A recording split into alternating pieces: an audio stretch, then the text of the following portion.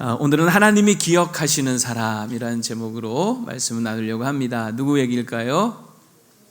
우리가 새벽마다 지난 한 주간 살펴보고 있는 이 고넬료라고 하는 사람 이야기입니다. 오늘 본문에 보면 고넬료가 기도하던 중에 환상을 보게 되죠. 천사가 나타나서 이 고넬료에게 이런 말을 하죠. 4절 우리 다시 한번 보시면 다 같이요, 시작.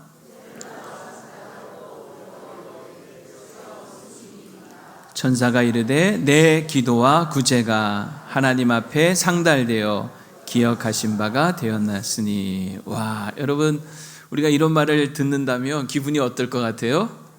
엄청 막 날아갈 듯이 좋지 않겠습니까? 누군가 사람도 나를 이렇게 알아주고 기억해 준다면 얼마나 기분 좋고 또 고마운 일이겠어요. 그런데 온 천하 만물을 지으신 그 크고 위대하신 하나님께서 세상 수많은 사람들 가운데 나 같은 사람을 기억하시고 내 기도와 구제를 기억하신다라고 하신다면 이거 정말 세상 날아갈 듯이 정말 기쁘고 행복하지 않겠습니까? 정말 황송한 일이죠. 하나님이 기억하신다 하는 이거 정말 너무 좋은 일이지 않겠습니까? 자, 그렇다면 이 하나님이 기억하시는 사람 그리고 그의 삶은 과연 어떤 것일까? 우리 함께 이 고넬료를 통해서 크게 두 가지로 살펴보려고 해요. 자, 첫 번째는 2절, 우리 다시 상반절 보면 이 고넬료는 하나님을 경외함으로 경건하게 사는 그런 삶을 살죠. 우리 2절 다시 한번 읽어볼까요? 시작. 그가 경건하여 온 지방과 더불어 하나님을 경외하며. 네, 여기까지 읽겠습니다. 그는 하나님을 경외함으로 경건한 삶을 살았다 하는 거예요.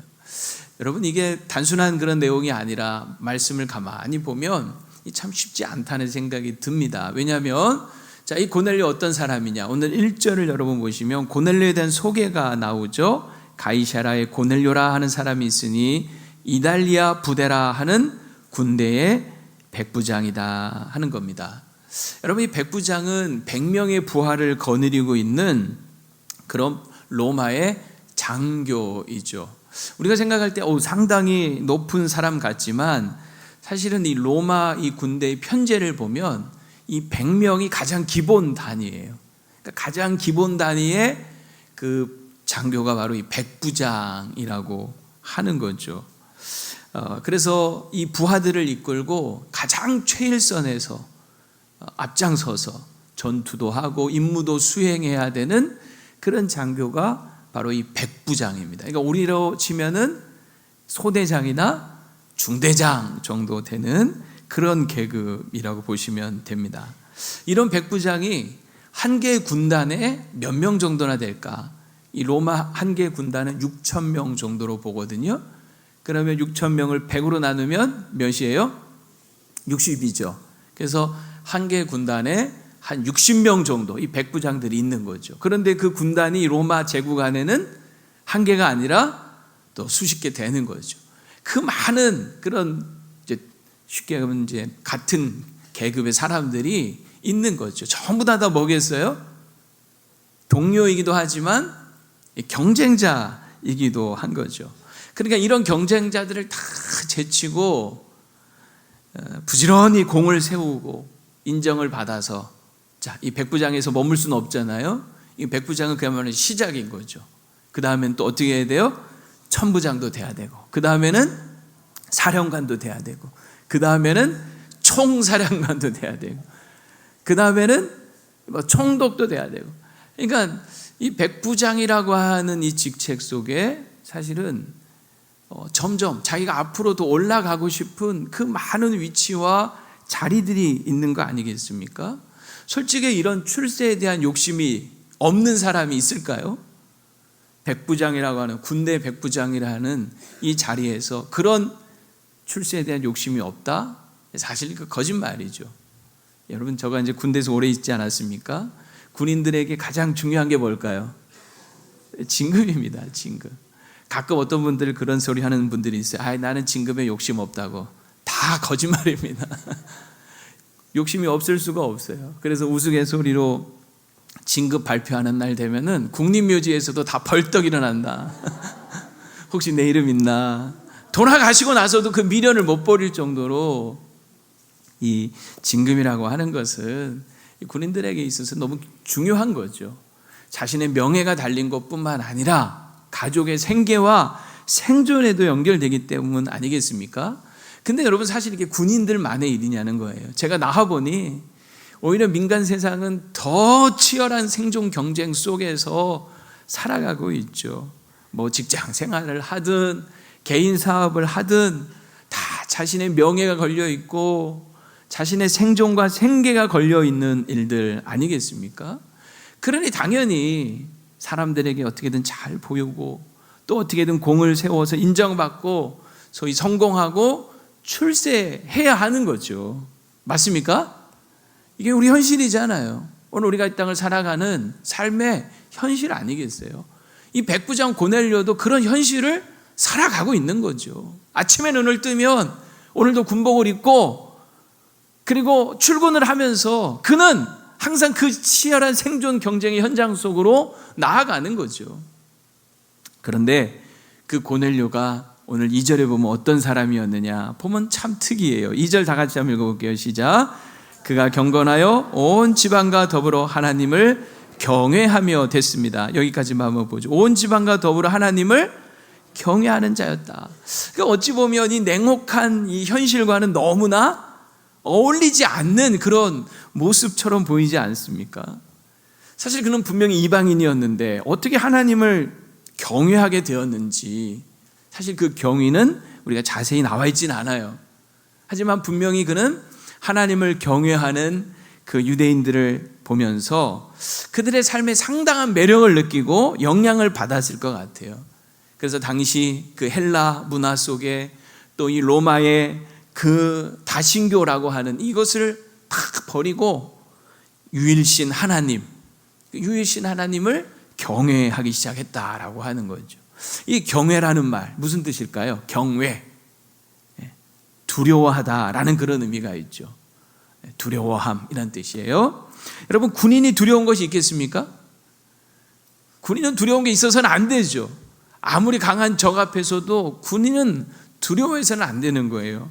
하지만 이 고넬료는 하나님은 뭐했다? 두려워했다는 거예요. 하나님은 두려워했다.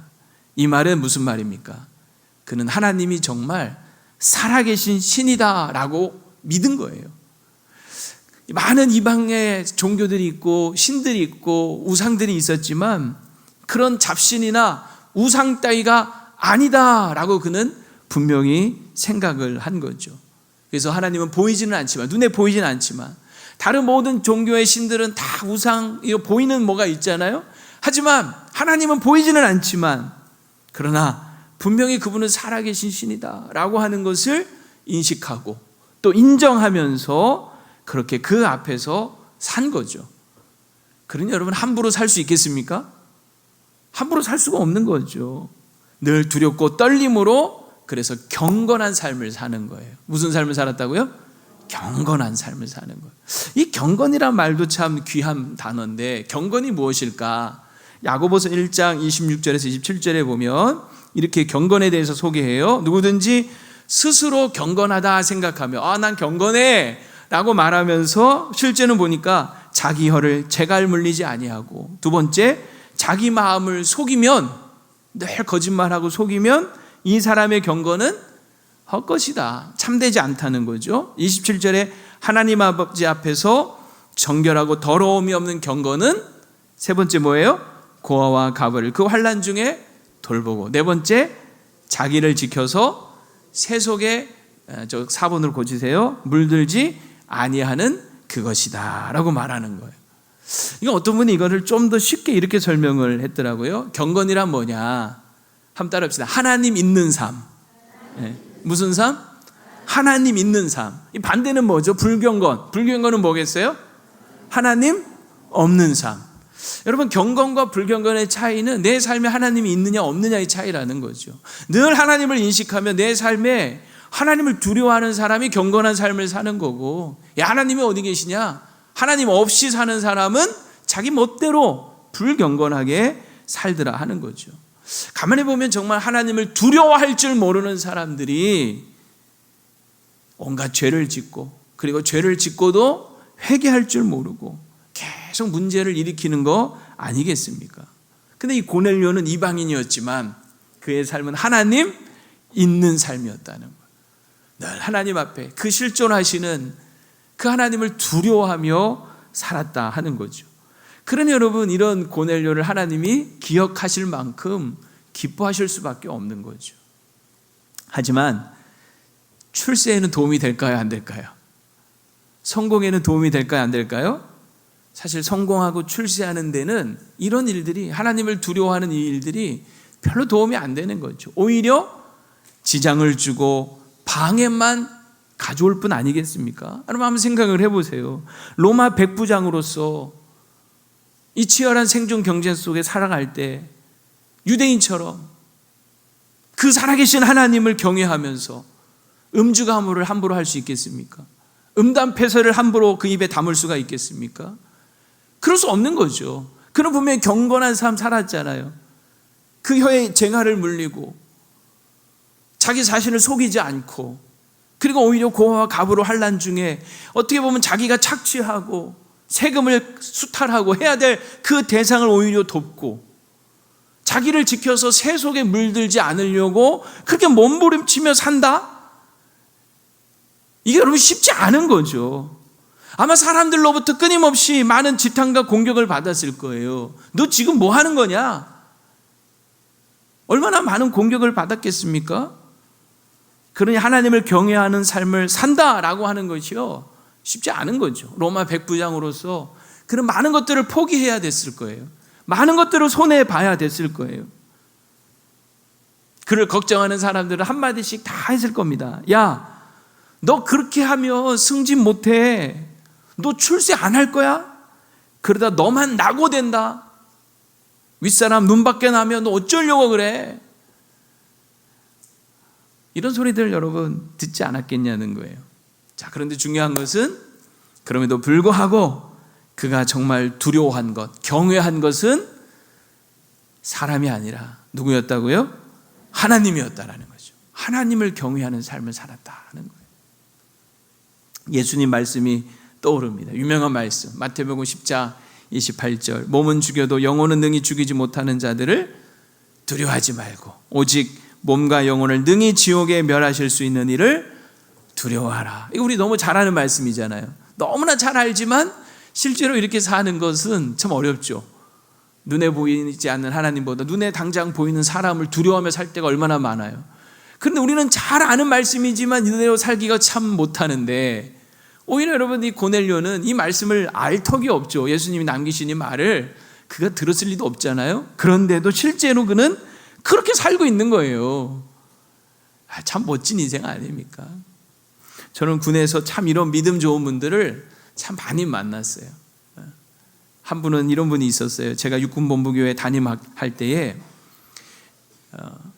육군 참모총장, 육군 참모총장이면 계급이 육군 대장, 별이 몇 개? 4개. 별로 안 놀라시는데 놀랄 일도 아니죠. 근데 어쨌든 이 육군 참모총장이 이제 믿는 분이 이렇게 오신 거예요. 그때 당시 이제 안수 집사님이셨는데 정말 믿음이 좋은 분이었어요. 자기가 군에 있는 그 사명은 군선교를 위해서, 이 군대를 복음화하기 위해서다. 그래서 지휘관으로 나가서도 몸살이지 않고 이 군 복음화를 위해서 아주 헌신하시고 충성하셨던 분이에요. 가끔 이제 보면 믿음이 평소에 좋다 하는 분들도요, 지휘관 나가거나 또 진급을 앞두고 있으면 자꾸 이렇게 몸을 사리거든요. 왜냐하면 사람들이 너무 막 종교 편향적이다 이런 구설을 이렇게 올릴 수가 있거든요. 자꾸 이제 몸을 사리는 거예요. 근데 이분은 그렇지가 않더라는 거죠.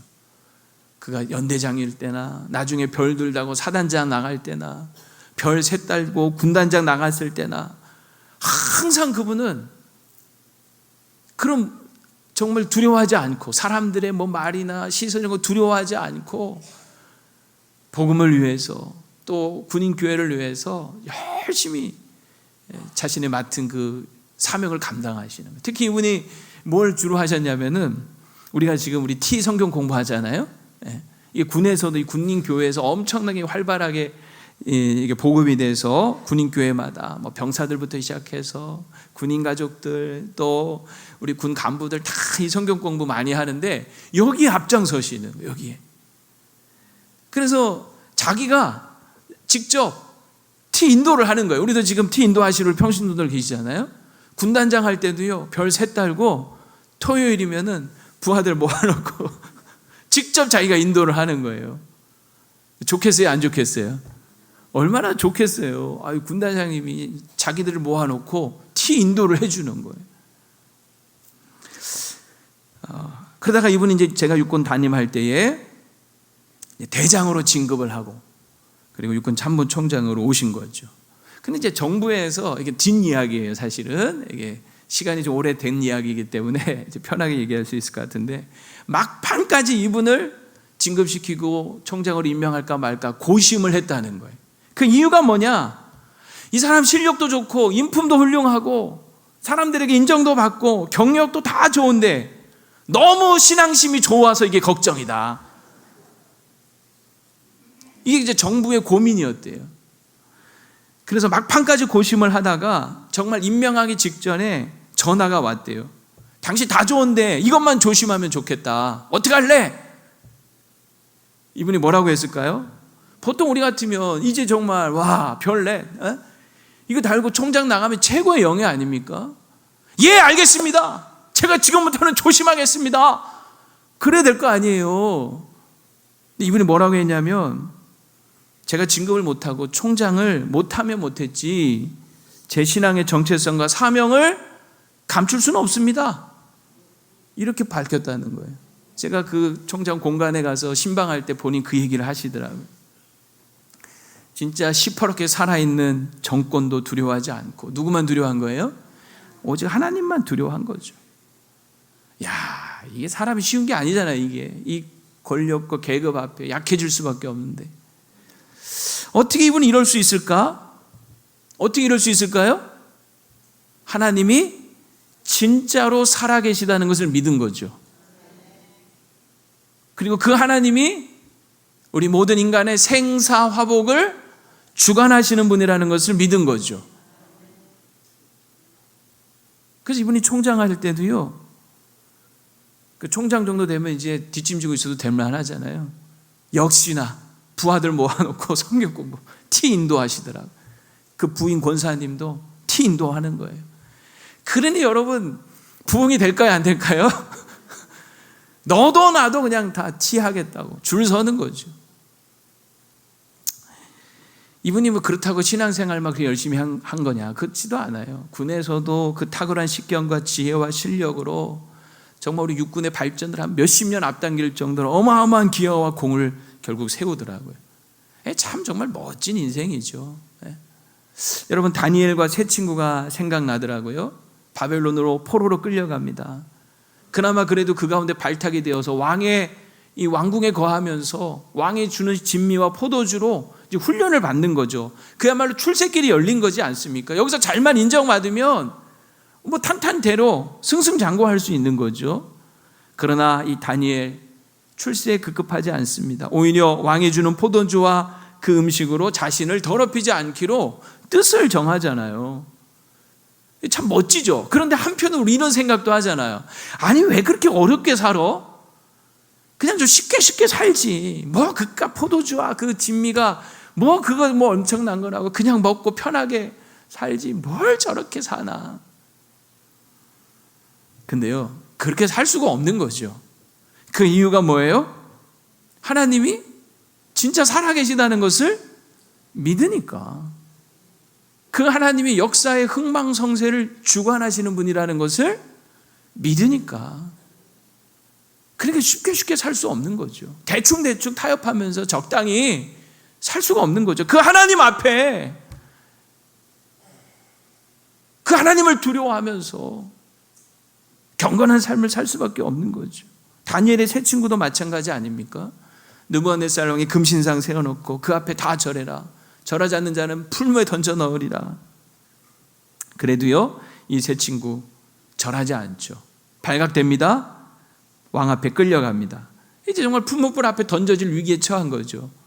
그런데 감사하게도 왕이 한 번 더 기회를 주겠다는 거예요. 내 한 번 더 기회를 줄 테니까 무릎 꿇고 절해라. 여러분, 한 번은 쉽지만요, 다시 이런 기회가 주어지면 고민되는 거 아니겠어요? 네? 한 번은 발각되기 전에는 그래, 그래도 내가 자존심이 있지 하고 무릎 꿇지 않았다 하더라도 이제는 발각이 돼서 왕 앞에 끌려온 거예요. 묶인 채 끌려왔겠죠. 한 번 더 기회를 주는데 그냥 눈 질끈 감고 그 앞에 무릎 한 번 꿇으면 사는데, 출세가 보장되는데 쉽지 않은 거죠. 그러나 이 다니엘의 세 친구 뭐라고 대답합니까? 왕에게, 왕이시여, 우리는 더 이상 대답할 것도 없으니까 묻지도 마십시오. 당신이 100번 물어봐도 우리 대답은 똑같습니다. 이 부분은 성경에는 없어요. 어쨌든 그런 말인 거예요. 당신이 100번을 물어도 우리 대답은 똑같습니다. 우리는 절대로 하나님 외에 다른 어떤 신에게도 우상 앞에 절하지 않을 겁니다. 당신이 만약 우리를 풀매에 던져 넣으면 하나님 우리를 지켜주실 겁니다. 근데 그 다음 말이 더 유명하죠.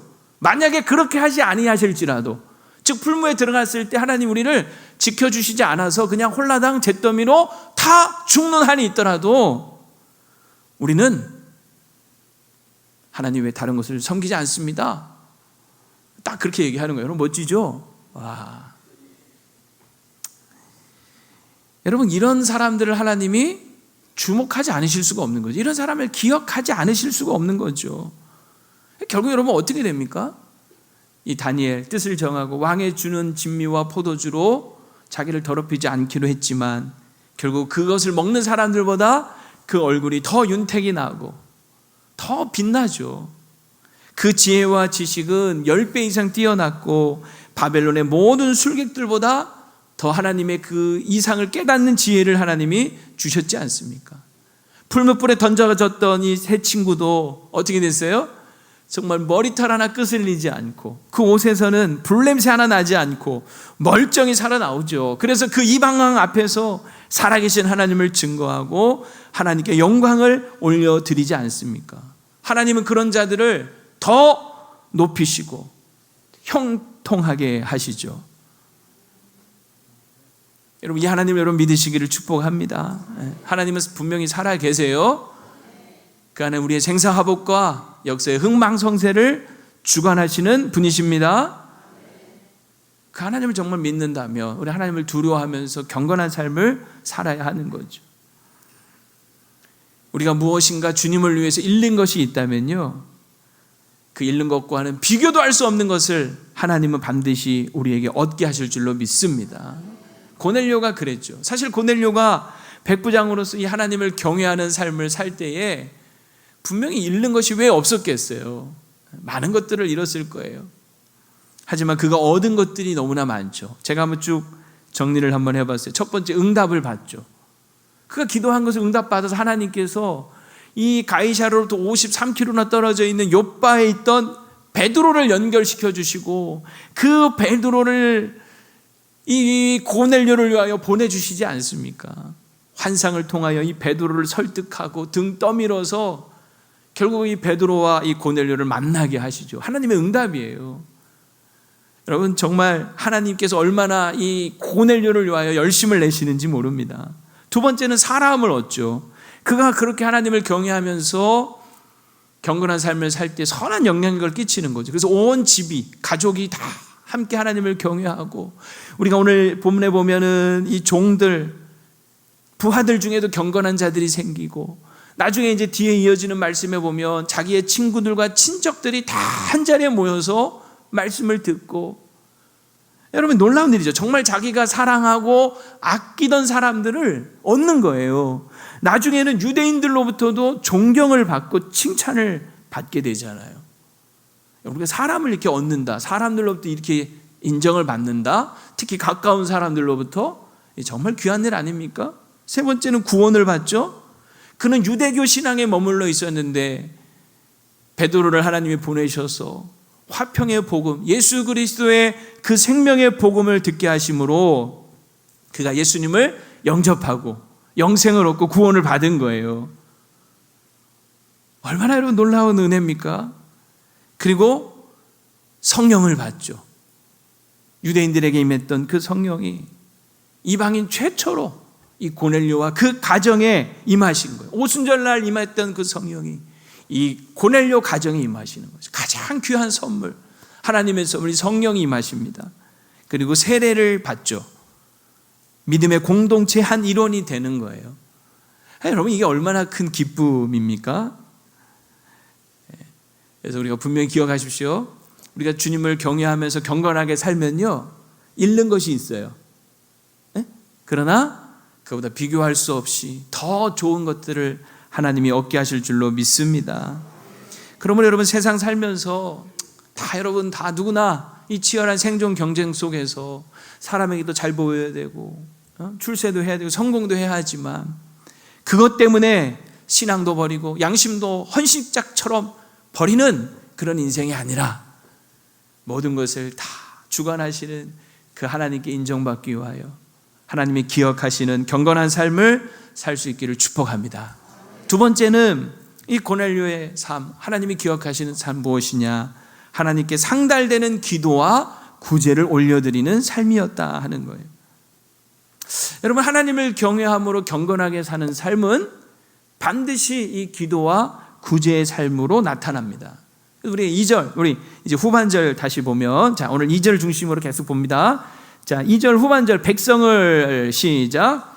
백성을 많이 구제하고 하나님께 항상 기도하더니. 자, 여기 중요한 게 있어요. 구제는 어떻게?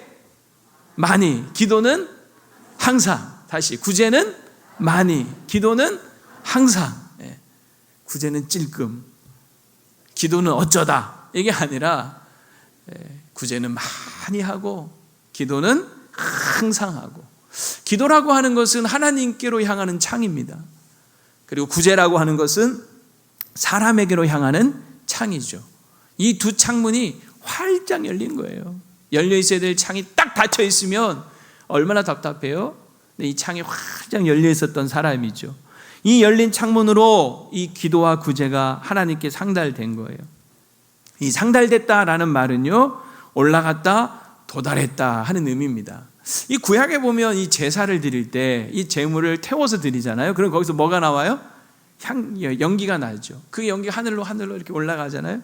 그게 바로 이제 하나님이 받으시는 그런 모습을 우리가 연상을 해볼 수가 있는데, 마치 이 고넬료의 기도와 구제가 하나님께 향기로운 제물처럼 올라가는 것처럼 하나님 앞에 그렇게 올라가졌다. 그래서 하나님이 그것을 기쁘게 받으셨다.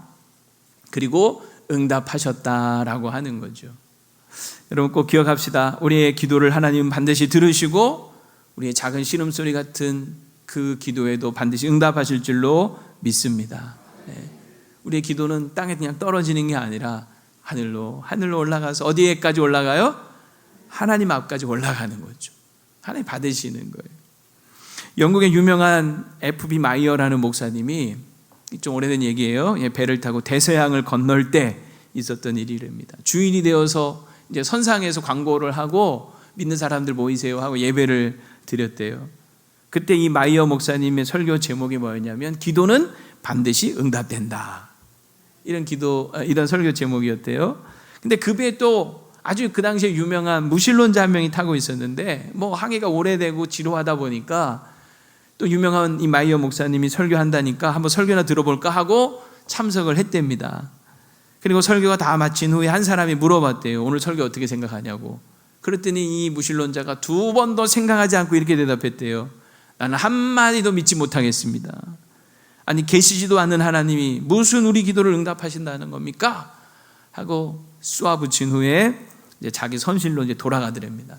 근데 그가 돌아가던 도중에 한 100발의 노파가 눈을 감고 무릎 위에 손을 모은 채 지쳐 잠들어 있는 모습을 본 거예요.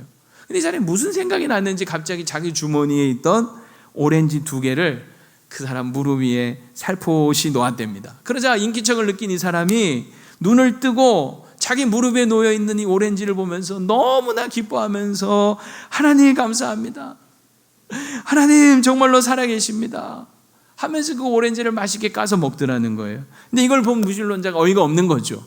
이 오렌지를 누가 줬어요? 자기가 줬잖아요. 그래서 따졌대요. 이보시오, 그 오렌지는 제가 준 겁니다. 하나님이 주신 게 아니라고요. 그랬더니 그 노파가 이러더라는 거야. 아유, 그런가요? 그럼 선생님 감사합니다. 그런데요, 사실 제가 이 며칠 동안 배멀리로 너무 많이 고생을 하고 있었어요. 그래서 하나님께, 하나님 어떻게든 오렌지 좀 하나만 주세요 라고 그렇게 기도를 했는데, 그러다가 깜빡 잠이 들었는데 눈을 떠보니 오렌지가 하나도 아니고 2개나 있지 않겠습니까? 그러니 물론 선생님께도 감사하지만 선생님을 통해서 제 기도에 응답하신 살아계신 하나님께 저는 감사할 수밖에 없습니다. 할렐루야. 여러분, 이 얘기를 들은 이 무신론자가 무슨 생각을 했겠어요?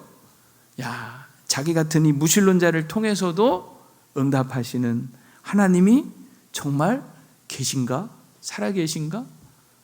조금씩 그 마음이 무너지고 깨지기 시작했다라고 하는 거죠.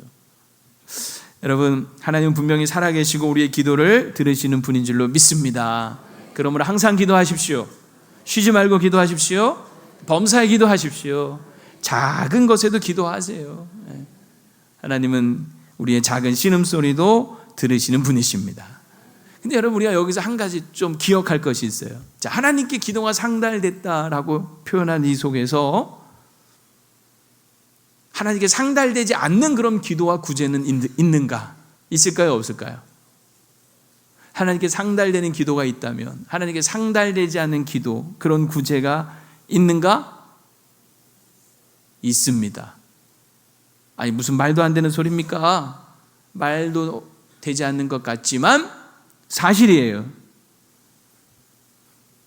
어떤 것이냐? 사람에게 보이려고 하는 그런 기도, 그런 구제, 이런 건 하나님께 상달되지 않습니다. 하나님 기억하지 않으십니다. 그래서 예수님께서 마태복음 6장에 보면 이렇게 가르쳐 주신 거예요. 사람에게 보이려고 그들 앞에서 너희 의를 행하지 않도록 주의하라. 그리하지 아니하면 하늘에 계신 너희 아버지께 상을 받지 못하느냐. 그러면서 가르쳐 주신 것이 기도는 이렇게, 구제는 이렇게 해야 되고, 기도는 이렇게 해야 되고, 금식은 이렇게 해야 된다 하면서 가르쳐 주신 거예요. 그래서 여러분, 기도는 어떻게 하라고 가르쳐 주셨어요? 사람에게 보이려고 회당에서 또는 큰 길 어귀에서 그렇게 하지 말고 어디 들어가서 아무도 보지 않는 골방에 들어가서 누구만 들으시면 되니까. 그러니까 기도는 뭐예요? 사람 들으라고 하는 거예요? 하나님 들으라고 하는 거예요? 두 말 하면 잔소리죠. 기도는요, 하나님께 하는 거예요. 하나님 들으라고 하는 거예요. 그래서 여러분, 우리가 오늘도 우리 귀한 집사님 대표기도 너무 이렇게 잘 해주셨는데, 우리가 이 대표기도를 할 때도 마찬가지. 물론 사람들이 같이 기도하지만 대표로 내가 하나님께 기도하는 거지, 이 대표기도를 막 사람 들으라고 막 하는 건 그건 기도가 아니죠. 근데 가끔 보면 목사인 저도 이게 무심코 실수 아닌 실수를 할 때가 있어요. 하나님을 의식하면서 하나님 들으시라고 하나님 생각하면서 기도를 해야 되는데, 가끔 막 기도를 막 설교처럼 하는 거죠. 막 훈계하고 야단치고 가르치려고. 여러분, 그거는 기도가 아니에요. 그래서 이건 정말 조심해야 돼요. 자, 기도는 누구한테 하는 거다? 하나님께 하는 거예요. 사람 들으라고 하는 거 아닙니다. 구제도 마찬가지예요.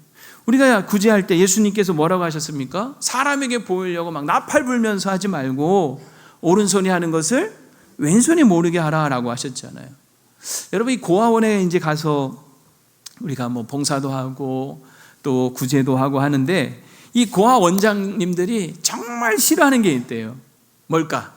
평소에는 거들떠보지도 않다가 이제 명절이나 또 뭐 성탄절 이런 때만 찾아와서 선물 쫙 앞에 쌓아놓고, 그 다음에 뭐예요? 애들 불러, 얘들아 일로 와 해서 앞에 애들 세워놓고, 야 웃어 이렇게 부이 아트 해가지고 사진 찍고, 그것도 이제 뭐예요? 홍보하는 거죠. 그런 거 너무너무 싫대요. 속내가 너무 뻔히 보이는 거죠. 이용당하는 것 같은 거죠. 이렇게 생색내려고 남에게 보이려고 하는 그런 구제는 사람도 좋아하지 않지만 하나님도 결코 기억하지 않으시는 거죠. 하나님이 기억하시는 구제는 어떤 것일까? 제가 책 하나 이렇게 보다가 소개 하나 하고 싶은 내용인데요. 우리 1:1 그림전도 훈련, 송상철 목사님이 쓰신 복음 백신이라고 하는 이 칼럼집이 하나 있는데 어제 이렇게 우연히 보다 보니까 거기 누룽지 할머니 이야기라고 나오더라고요. 누룽지 할머니 이야기. 가난하고 배고프던 시절 있었지 않습니까? 그때 한 시골에서 서울로 올라온 한 소년이 이제 고등학교 3년 내내 이제 혼자 자취를 하면서 공부를 하는 거죠. 그래서 학교 앞에 있는 이 밥집에서 밥을 사 먹곤 했는데 그 식당 주인이 누구냐? 나이 많은 이 할머니였다는 거예요. 근데 그 식당에 가면 항상 아주 시커먼 이 가마솥에 누룽지가 부글부글 끓고 있는데 할머니가 항상 이렇게 얘기를 하셨다는 거예요. 아이고, 오늘도 밥을 태워서 누룽지가 많네. 밥 먹고 배 안 차면 실컷 퍼다 먹거래. 아유, 이놈의 밥은 왜 이리도 잘 타노? 이러면서 아이들에게 실컷 이 누룽지 퍼다 먹으라고. 그러니까 이 학생들이 돈은 없고 돈을 아끼려고 밥 한 그릇 이제 몇 명이 몰려가서 밥 한 공기 시켜놓고 뭘 먹는 거예요? 누룽지 퍼다 먹는 거죠. 그리고 배를 채우는 거예요. 그런데 거기에 대해서 아무 말도 안 하시더라는 거죠. 근데 그러던 어느 날 이 밥집에 셔터가 내려졌고 그 내려진 셔터는 다시 올라가지 않았답니다. 며칠 후 선생님이 조회 시간에 이런 얘기를 하시더래요. 얘들아, 이 학교 앞 밥집 할머니가 며칠 전에 돌아가셨다. 너희들 그 할머니 집에서 밥보다 누룽지 더 많이 실컷 먹었지? 다들 다 기억들이 있는 거죠. 내가 그 아들에게 들은 얘기인데 그 할머니가 일부러 너희들 실컷 먹으라고 누룽지를 만들려고 밥을 태우셨다고 하더라. 배고픈 너희들이 마음껏 실컷 편히 먹으라고. 그 얘기를 하는데 이 아이가 그 굳게 닫힌 셔터문 앞에서 그날 학교를 마치고 나오면서 펑펑 울었다는 거죠. 할머니, 감사해요. 할머니가 만들어주신 그 누룽지가 세상에서 최고로 맛있었어요. 어찌 보면 정말 별것도 아닌 누룽지잖아요. 그런데 그 가난하고 배고픈 어린 학생들 자존심을 지켜주고 싶어서 일부러 밥 타서 누룽지 만들어진 것처럼 그렇게 해놓고 마음껏 눈치 보지 말고 먹게 하신 이 할머니의 이런 모습이 사람에게도 감동을 주지만 하나님도 그런 모습에 기뻐하시고 기억하지 않으시겠습니까? 며칠 전에 어떤 선교사님이 저한테 이제 선교 편지를 보내셨어요. 네이버 이 주소 클릭을 했더니 그게 이제 쭉 그동안 이제 선교의 이런 활동에 대해서 이제 보고서가 있는데 제가 쭉 이렇게 보다 보니까 작년 6월 달에 우리 교회 캄보디아에서 17분의 목회자 사역자들이 방문한 적이 있었어요. 그때 교회가 4층에 숙소를 제공해드리고 아침 식사해드리고 했던 그런 기억이 있는데 그 내용이 자세하게 이렇게 소개가 되어져 있더라고요. 그래서 제가 다시 한번 쭉 이렇게 보는데 사진하고 그 내용들 그리고 맨 마지막에 도와주신 분들, 후원하신 분들 내용이 쭉 정리가 되어 있더라고요. 보니까 많은 교회에서 섬기고 도와드렸더라고요. 근데 그 중에 이렇게 제가 보다 보니까 우리 교회에 식당 하시는 어떤 권사님은 그분들 다 17분 모셔다가 식사 대접해드리고 또 카페 하는 어떤 집사님은 자기 카페 모셔서 그분들 다 차 대접하고 거기 밑에 보니까 우리가 왕 같은 대접을 받았다. 황제 같은 대접을 받았다. 그런 내용이 이렇게 쫙 써 있더라고요. 그리고 뭐 많은 분들이 그때 저한테 선교비 좀 전해주세요 하고 챙겨주셨는데 그것도 다 기록되어 있고 사실 저는 잘 몰랐는데 몰랐던 내용들이 너무 많더라고요. 어떤 한 재미교포 부부는 이분들이 이제 그 활동 중에 전철에서 이렇게 이제 한국말로 캄보디안이 좀 배워가지고 예수 믿으세요라고 노방전도를 한 거예요. 전철에서. 근데 그걸 보고 이 재미교포 부부가 감동을 받고 생전 처음 보는데 그날 하루 일정 다 비우고 그들을 따라다니면서 점심 사주고 저녁 사주고 그랬다는 거예요. 여러분 이분들이 할 일이 없어서 시간 남아서 돈 남아서 그런 일들을 했겠습니까? 그리고 누가 뭐 알아주기를 바라서 그런 거 했겠습니까? 그러지 않았죠. 사실 저도 몰랐어요. 우리 교회 우리 권사님 집사님이 그렇게 했다는 거. 근데 누구는 기억하셨을까요?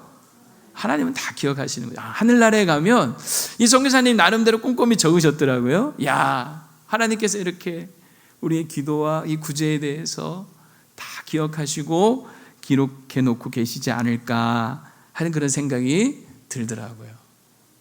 우리가 길들이 교회 위해서 건축 헌금하시는 거, 뭐 누가 알아줘서 하는 게 아니죠. 교회를 위해서 여러분들 드리는 거 헌금은 하나님께서 또 기쁘게 기억하실 줄로 믿습니다. 이제 말씀을 정리하려고 합니다. 우리에게 정말 중요한 것이 무엇일까? 사람이 알아주는 것일까? 하나님이 알아주시는 것일까? 자, 제가 질문을 좀 바꿔볼게요. 만약 사람이 다 안아줘도 하나님은 몰라주는 것과 사람이 다 몰라줘도 하나님은 알아주시는 것, 이 둘 중에 하나를 선택한다면 뭘 선택하시겠어요? 고민해 보셔야 될까요? 두말할 것도 없죠. 사람들은 다 몰라줘도 하나님은 알아주시면 되지. 주님이 기억하시면 족하지. 다시 주님이 기억하시면 족하지. 이게 우리의 고백이 되기를 바랍니다. 그렇다면 과연 우리는 하나님이 기억하시는 삶을 살고 있는가? 정말 치열한 이 생존 경쟁을 해야 하는 한복판에서 이 현실 속에서 우리가 살아가고 있지만, 그러나 사람보다도 우리의 생사복을 주관하시는 하나님을 두려워함으로 여러분 경건한 삶을 사실 수 있기를 바랍니다. 이제 사람에게 보이려고 하는 그런 기도와 구제가 아니라 오직 하나님만 아시면 됩니다 하는 마음으로 많이 구제하시고 항상 기도하시는 삶을 살 수 있기를 바랍니다.